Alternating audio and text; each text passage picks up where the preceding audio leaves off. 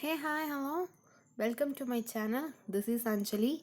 இன்னைக்கு நம்ம என்ன பார்க்க போகிறோம்னா NIOS பயாலஜியோட TMA chapters and exam chapters பார்க்க போகிறோம். நமக்கு TMA வந்து 40% வருது, 60% வந்து எக்ஸாமுக்கு வரும். நமக்கு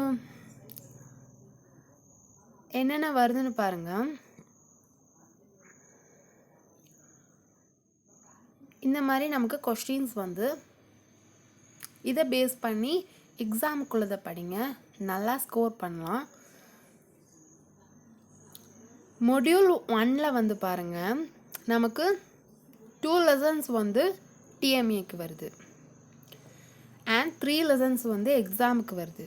அதே போல் மொடியூல் 2ல் நமக்கு வந்து 6 lesson டிஎம்ஏக்கு வருது, 7 lesson எக்ஸாமுக்கு வருது. அதே போல் 3ல்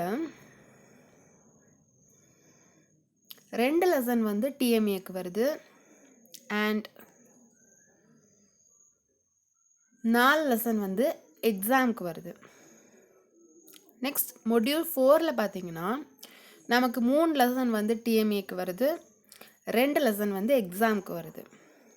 5ல் வந்து நமக்கு டிஎம்ஏக்கு எந்த சாப்டர்ஸும் இல்லை, பட் எக்ஸாமினேஷனுக்கு வந்து 2 lesson வருது. ஸோ நீங்கள் எக்ஸாமுக்குள்ளே தான் நல்லா ஃபோக்கஸ் பண்ணி படிங்க, நல்லாவே ஸ்கோர் பண்ண முடியும். ஸோ எல்லா லெசனையும் படித்து கன்ஃபியூஷன் ஆகாமல், பயாலஜியை பொறுத்த வரைக்கும் நமக்கு வந்து முக்கியமான பாயிண்ட்ஸு, இம்பார்ட்டன்ட் ஆனது அந்த மாதிரி உள்ளதை சூஸ் பண்ணி டேக் பண்ணி படிங்க. அப்போ உங்களுக்கு ஈஸியாக இருக்கும். ஏன்னா நமக்கு அதில் நிறைய வரும்.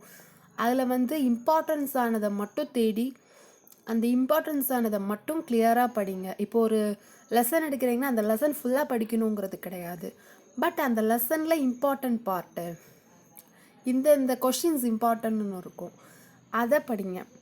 அப்படி படிக்கும்போது உங்களுக்கு இன்னுமே நல்ல மார்க்ஸ் ஸ்கோர் பண்ண முடியும்.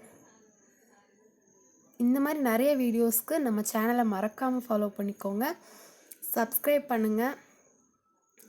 வேறு ஏதாவது லெசனுக்கு டீட்டெயில்ஸ், டிஎம்ஏ எக்ஸாம் டீட்டெயில்ஸ் ஏதாவது இருந்தால் கமெண்ட் பண்ணுங்கள்.